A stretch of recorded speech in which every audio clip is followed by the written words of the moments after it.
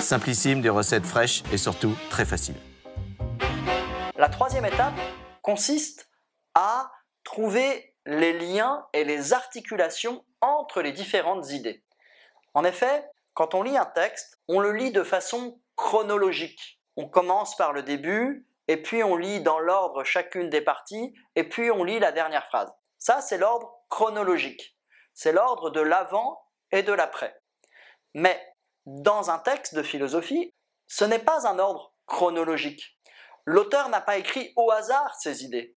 C'est l'auteur qui a choisi pour quelle raison il a écrit telle idée à tel moment, et telle idée ensuite, et telle idée encore après.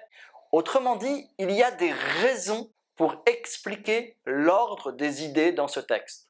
Et c'est ça qu'il faut découvrir. Cette troisième étape, c'est la découverte de l'argumentation voulue par l'auteur dans ce texte-là. Ça, c'est vraiment essentiel. Il ne s'agit pas de dire que l'auteur a écrit des idées les unes à la suite des autres. Il faut expliquer pourquoi précisément l'auteur, logiquement, sur le plan de la démonstration, a choisi de lier ses idées dans cet ordre-là. C'est comme en mathématiques. Dans un raisonnement mathématique, on peut lire un raisonnement mathématique de façon chronologique. Mais en même temps, vous savez que ce qu'il faut découvrir, c'est la logique entre les étapes pour arriver à la conclusion. Eh bien, en philosophie, c'est la même chose. Il faut découvrir l'ordre logique qui a conduit l'auteur à écrire ses idées dans cet ordre-là. Il faut réussir à justifier l'ordre du texte. Une fois que ces trois étapes sont faites, on peut alors avoir une certaine idée du texte. Et il faut se poser des questions assez simples. D'abord, rechercher le thème du texte. Le thème du texte, c'est un concept, ce dont parle le texte. Quel est son sujet? La transition écologique, la liberté, le vélo, la politique de tel ou tel pays, etc. Que sais-je? De quoi parle ce texte? Premier point. Deuxième point, il faut se demander quelle est la thèse du texte. Attention, une thèse, ça ne peut pas être une expression ou un mot. Une thèse, c'est nécessairement une phrase, une affirmation ou une négation. Une thèse, c'est ce que veut dire l'auteur sur le thème. C'est l'affirmation qu'il veut partager.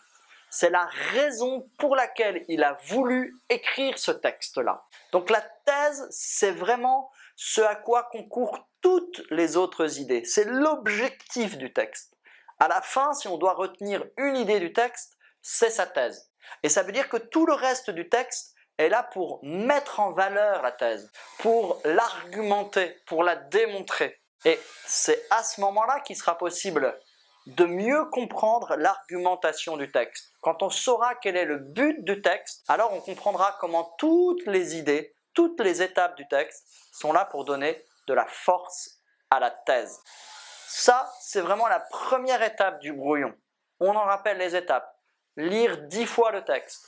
Commencer par le lire pour le comprendre. Première étape, repérer les différentes idées. Et ça veut dire repérer ces idées, repérer les concepts dans les idées, donner du sens aux concepts et trouver les liens entre les concepts.